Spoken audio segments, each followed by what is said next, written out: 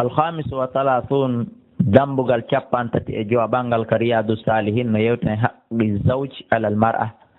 haqqe gorko on ko o mari e jungo ɓeygu makko. qala allahu taala arrijalu ko worɓe ɓen ndey qawwamunan ko ñiiɓata dirisa ala nisai bima faddala allahu ba'dahum ala ba'din wa bima anfaqu min amwalihim فالصالحات قانتات حافظات للغيب بما حفظ الله. وأما الحديث أما حديث أجي أردن فمنها نمجي حديث عمر بن الأحوص السابق فيدون في الباب قبل قال دمبغال أديتينغال رايون حديث دون هنا بتوا حديث أجي دوا أدي دودن أون صحيح وسلو دو ابن ماجه للألباني مو ko onno ka sellunde deftere sellunde ibnu maja nde imam cheikh nasiruddin albani sellini hadisi muɗum seeditino selli. wa an abi hurairata radiallahu anhu qala qala rasulullah sallah sallam ida da arrajulu a teddungal mon yo bandiraɓe an jente moƴƴa si gorko noddi imratahu ɓeygu makko ila firashi ka daɗɗudi makko yo aru ɓe renda mbaldi kanko sonna jom falam ta'ti o aralimo o jaɓali arde o ɗaɓɓi ko gantinora miɗo defude ñiiri ndin sumay ma ko ñalormani ko be ha kekiɗe ma miɗo muyninde ko be ha ɗum ɗo ma ko ɗum ɗo ko ɗum ɗo o jaɓali arde ko alda e gotel e gantoji ɗiɗi ɗi yewtuno ɗen nane ɗin honɗum woni ɗin gantoji ɗiɗi ɗi tatayino selli ka sonnajo salo ara o mara bakka to goo hara mo hoori korka farilla hay siko korka sunnara o mara gantara na dalil so dawori sunna modi ma noddima ko yaccuto korka kan yaha hara mo hoori farilla ma imo yiide ella ma imo jibini o laaɓali ma hay so laaɓi kono o moyen timmali bete awa balɗe capanɗe nayyi ma ɗum lebbi ɗiɗi balɗe capanɗe jeegom ko gotel e ɗiɗo tati si modi makko noddimo falam ta'ti o raalimo fa baata modi makko walike gadbana alayha ino monanimo ɗulle pellet fellite si tawi woni gorko on o noddi ɓeygu makko arali wata on landoto ñamowo ñiiri si tawi o walotono moni haɗa pelletimo moni laanata hara mo wawi finto finto soppi laanata al malaikatu malaika ɓen awa huɗaymo kanko sonnajo on hatta tusbiha ha weeta aray malaika no huɗuɗemo muttafaqun alayhi. joni noon kuddi malaika ɗum wona kuddi bappa na kuddi yaaye sabu bappa no huɗa nanga ron ka nangude yaaye no huɗa nanga yaaye no huɗa ron ka nangude kono malaika si huɗi nanga joni noon ɗum ɗo ko jemma goto si modi ma monani kema malaika huɗete. bandiraɓe an watte yiili nani woodi e moɗon mo modi mum monani tuggali ɗum haala yontere no woodi e moɗon mo modi mum tuggali haala lewru bal no woodi e moɗon mo modi mum taaƴi ennan hitande timmude o ñamali ñiiri ndi o defi o natali e chambre makko o lotoral ndiyan tan o ƴoogi o ɓornaki concol o wuppi an hiɗa jooɗi hiɗa fija jala akka nda ganno e hoore ɗum malaika mo huɗi jemma goto pet o luttiri ni naferema malaika huɗi hitande kono ko heeɓi ɓe sonnaɓe ko angal wondugol maɓɓe e wondiɓe moƴƴuɓe masalan ayi ay sonna jonde hiɓe yaha kama keti himo wullito e sonnajo ɗimmojo makko on haray min kan jajankari ayi alaji en ma monsieur Kari monsieur ba ko monsieur ba monsieur ba ma monsieur Diallo ma jajankari e ma alaji Kari yontere timmude ni ɓe alalan tuggude haala lewru timmudu ɓe alalan tuggude haala ɓe ala ñamude koɓe ndefi nana ɗimmojo makko jajankari wullitaɗon e mum ɓaako o pake ndolin ɓoyliɗo mo duwaka wondede on jaabo ene singa mi sikku hiɓe liɓandema dépense ka oya innayi yehiɓe liɓude oya inna awa ñaamu bana a huɗaɗo hakkunde mon e Allah onon sonnaɓe onon fula musuɓe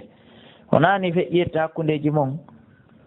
ona huɗaɗo hakkunde ma e Allah a wolani o ko na gonga aynimo yo ñaamu bana a huɗaɗo mo malaika woni huɗude wona huɗaɗo hakkunde mon e Allah jaabe wallahi ko huɗaɗo andut joni analyse onon tigi hay tawi wona dalil qur'an adduɗen ma sunna analyse na goɗɗo jomba goɗɗo luwanamo suudu ma darnanamo suudu liɓanamo dépense yilto aña ɗin dépense ji ron ka ñamude e si curki kin suuri dow wona ndiyam woni ley haray ko yiite curki suurata e hoore ndiyam ka yiiɗon suuri wo ko yiite woni ley haray ɗum no woodi koosu yo o añu ɓeygu mum mo jombi aña chambre mum mo darnima mo luwi aña ñiiri ndi liɓi dépense fotuno an o sonnajo wolanaɗo ɗum ko ya liɓude ɓe humma yaaru ko makete kon to kelloɗa dogama fof inna min mi anda jaa ko a huɗaɗo an hiɗa wondi e moodi ma e nder ɗi lebbi ma ɗe balɗe fof moodi ma alama tuggude ala ñamude ko defuɗa ala fewtude e ma balɗi an hiɗa jooɗi ronka wullitade ɗaɓɓa ko jeejane ko o sonnajo duwa wondede ko ɗum waɗi wota en acci sonnaɓe meɗen ɓe wondaymo wondi on acci no hakke bandiraɓe moƴƴa no gasa on sikkay mi barmini on kono he nene gotoɓe an so yimɓe ɗo jooɗo 2 heures de matin 3 heures 4 heures de matin ley ndiyan e ley ŋoŋure e jemma niɓɓutuɗo tana sécurité woodi ɓaaw pellette fellito wona e nder couru fermé mi woni koye terrasse mi simple mi jooɗi wallahi ko fii dendanangal musidɓe an julɓe nanayɓe haala kam mi wowlata kam ko fii yoɓe naftor embere gandum e faamu hun ko Allah subahana taala on arski lankon laaɓalngol en reedu fii en fof yen heɓuno yonnoren haa daɗen nge e yiite jahannama naaten aljanna sabu fellite nge yiite jahannama heƴata e men yandi wona anniye tukkugol hay gooto kono sadiki kaman sadaka laaman saddaka ka njaatigui ma ko wowlanɗoma goonga kan hay sika mettete wona gonguinɗoma feƴƴen continuen faalaɗo ɓeyditade ɗon wo haray toujours hino numéro téléphone ma faalaɗo weltade ma faalaɗo feludelan haray miɗo jaaɓi hino numéro téléphone on 628 60 53 09 657 60 53 09 631 même numéro 601 même numéro ka email on waɗa elaji abdoullahi kala @yahoo.fr ne laaɗo allah sallah sallam maki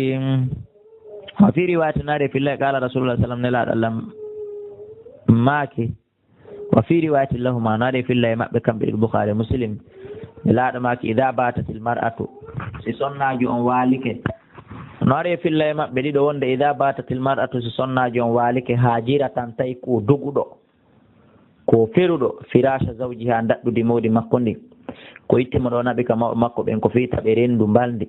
ko ittimo ka danki wallinimo ka leydi ko fiita ɓe rendu mbaldi ko ittimo ɗo naɓimo ka o yehi ton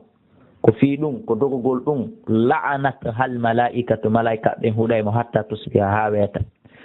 wa fi riwayatin qala rasulullah sallallahu alaihi wasallam nelaɗo makki walladi nafsi bi yadi mi wondiri on mo wonki an woni e junngo mum ma min rajulin ala hay e gorko yadu o imra'atahu mo no nodda ɓeygu mum ila firasi ka daɗɗude makko fi mbaldi fa ta'ba alayhi on sonnajo salanomo kanko gorko on illa kana si wona laatoto alladi on allajo wonɗo fi sama'i ka asama sahitan alayha o wonay tikkanɗo oɗo sonnajo hatta yarda anha ha moodi makko weltanomo wa an abi hurairata radiyallahu anhu aidan anna rasulallah yonde nelaɗo sallah sallam qala maki la yahillu dagantako limra'atin sonnajo anta sumande o horata taw korka sunna woni taw sellataka o hoora wa zawjuha shahidun hara moodi makko hino ɗon illa bidni sona e ley koyɗe yanande dunginande moodi makko ɗum ɗo fof ko fiwata haaju moodi makko yannu e makko ta o watamo hettude ɗulle ɗum ɗo ko dewal Allah ni korka kono sellataka o hoora ko sunna noon ko fandade wona suuma e farilla on ɗon ndisatake wala ta'dana fi bayti wota o dunginan goɗɗo ka suudu makko kadi kanko sonnajo wota o dunginan o naada ka suudu moodi makko illa bidnihi sona e dunga e moodi makko muttafaqun alayhi wa hadha lafzul bukhari wa an ibn umar radiyallahu anhuma anna an-nabiyya sallallahu alayhi wa sallam qala ma ki kullukum ra'in on fop kon ayninaɓe nani wa kullukum goto kala e monno mas'ulun ko landitateɗo ko landitateɗo ra'iyati fi aynatiri makko ni wal amiru lanɗo imam chef quartier ministre ko ɗum woni amiru ra'in ko ayninaɗo warrajulu gorko kadi ra'in ko ayninaɗo ala ali bayti ɓeygure nden ka suudu makko ɓiɓɓe ɓeygule e golloɓe wal marata awayo sonnajo kadi ra'iyatun ko ayninaɗo ala bayti zawjiha fi suudu moodi makko ndu nayi hunde manko toon nayi hunde hatte toon nayi hunde bunu toon o waladi e ɓiɓɓe makko ɓen ɓiɓɓe moodi makko ɓen foti koɓe heɓani moodi makko foti koɓe siniraɓe makko ɓen heɓani moodi makko nayi pay ko gotum majju nayi gotum memo courant o o nayi gotum uno e 4 carré o nayi gotum yaw jooɗo ka yiite ko aynowo ɗum ɗo fopp o hiwa fa kullukum ndenda nangal moɗon ra'in ko aynina ɗum wa kullukum on fab mas'ulun ko randiteteɓe a rayiyati ga enateli makko ndi muttafaqun alayh wan abi aliyin talq bun ali radiyallahu anhu anna rasulullah sallallahu alaihi wasallam qala o maki ida da arrajulu si gorko noddi zawjatahu ɓeygu makko li hajati fi haaju makko faltati yo armo nani wa in kanat hay so laati kanko sonnajo alat tannuri mo ka hoori huɓɓinirde himo defude ñiiri ndin ɓe ɓay woni ndi sumay woni ma ndi loppoto woni na yo wi ko hami ñeɗa ndiyan ɗan fiita ndi loppo wona yo wi ko hami sorta yite ngen fiita ndi sumu ka mawdi makko noddimo ɗon ko yo sifor ɗon o ciifi kurkulen o tawa e mawdi makko heña awa rawahu tirmidi wa nasa'i wa qala tirmidi hadithun hasanun sahihun wa nabi hurairata radiyallahu anhu anin nabi sallallahu alaihi wasallam qala wi law kuntu amuran ahadan harayno selluno kam yamira goɗɗo an yasjuda li ahadin nde o sujjanta goɗɗo wallahi nelaɗo makki la amartul mar'ata mi yamirayno sonnajo an tasjuda li zawjiha nde o sujjanta mawdi makko hakke ko tawi ko ha kaw ɗofti mawdi makko no fanɗi rawahu tirmidi wa qala hadithun hasanun sahihun wa an ummi salama ƴettama e nene meɗen salama radiallahu anha qalat qala rasulullah sallallahu alih w sallam ayuma imratin kala sonnajo matat mayɗo wa zawjuha tawa mawdi makko anha e makko radin hino weltanimo pellet dakalatil jannata o naata e aljanna awa sonnaɓe rawahu tirmidi wa qala hadithun hasan awa sonnaɓe ko honɗum hatta duumo ɗon e welaye mawdi mon on ɓa on andande mayde ƴettisata on daiman ɗum ko firi ko yo on taw hara mawdi moɗon hino weltani on wa an ma'ad bun jabalin radiyallahu anhu anin nabiyi sallallahu alayhi wa sallam qala o maki la tu'di imra'atun he wata sonnajo lorrude zawjaha mawdi makko fi duniya ka aduna la tu'di imra'atun sonnajo lorrata zawjaha mawdi makko fi duniya ka aduna ɗo illa qalat zawjatuhu si wona wi'ay ɓeyguli makko ɗin kanko gorko on minal huril ayn immorde hurul ayn ɓe ɓen ka aljanna so wona ɗin ɓeyguli makko tawi ko o naato aljanna ɓeyguli makko ɗin kadna lorratamo ga si wona ɗi ɓeyguli makko ka aljanna innayi la tu'dihi wota lorru o ɓatalakillahu allah huɗima fa innama huwa indaki andu o nini himo jungo ma ton kono daqilun ɓattike naatani yushiki ɓattike an yufariqaki nde o sertata e ma heña heña ilayna wara ka men ga men hettamo minen min dankomo min mawlamo min teddinamo ko ɗum woni ko hurul aynɓe ɓen woni ko jaaboto kala debbo lorruɗo mawdi mum ka aduna ga tawi on gorko ko naatowo aljanna rawahu tirmidi wa qala hadithun hasanu eɗen andi noon ala ko metti ala ko muusi nde sinama yennayma kongama hakkude kawtal ngal ka eɗa andi ha ka ɗum muusi ɗon a ko ɗum ɗa ɓuuri muusude وعن أسامة بن زيد رضي الله عنهما عن النبي صلى الله عليه وسلم قال ما تركت من أجال بعدي باو أن فتنة برد ما بيندلان في مفتي أن هي مكان أدر برو ولر بيتين على الرجال إدو بورب مفتي أن من النساء هاهيتي بسنة متفق عليه دولة هدي ريني أي دو على جيجو ما أستاذ يوما غوركو ma messiyejo batirwal ɓuuɓungal jawdi labandi ɗuɗum ndi yeloɗa nde wontatamo ta wallahi sa yino ɓeygu makko jogorimo sa yino ɓeygu makko joɗɗinirimo e hoori yiite a yelota ko wontugol mo aduna ha maya tawa noon sa yi o teddungal ko jogui e junngo jiwɓe ɓen e junngo julɓe ɓen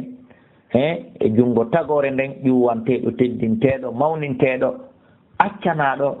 kono tawata sa yii ɗum ɗo a tawa ko fitina a yelaki wontugol kaari ko fawata ɗo worɓe yaltugol tawa kufunun kun no wayliti ma butonje ɗen hino penga lutorma woporma e ko nanditata e ɗum wallahi ɗum ɗo fof ko hollugol ka nder suudu ɓutta yo allahu on ɓuttinayi o fitina mo nelaɗo maki alamo ɓe acci ko ɓurata lurrude worɓe ɓen ha hewtiti ɓeɗo sonnaɓe yo Allah dando en on fitina mo nelaɗo huuli o danda en fitinaji hedditiɗi ɗi hewta ɗin ɗum ɗin allahumma amin wallahu a'la wa a'lam.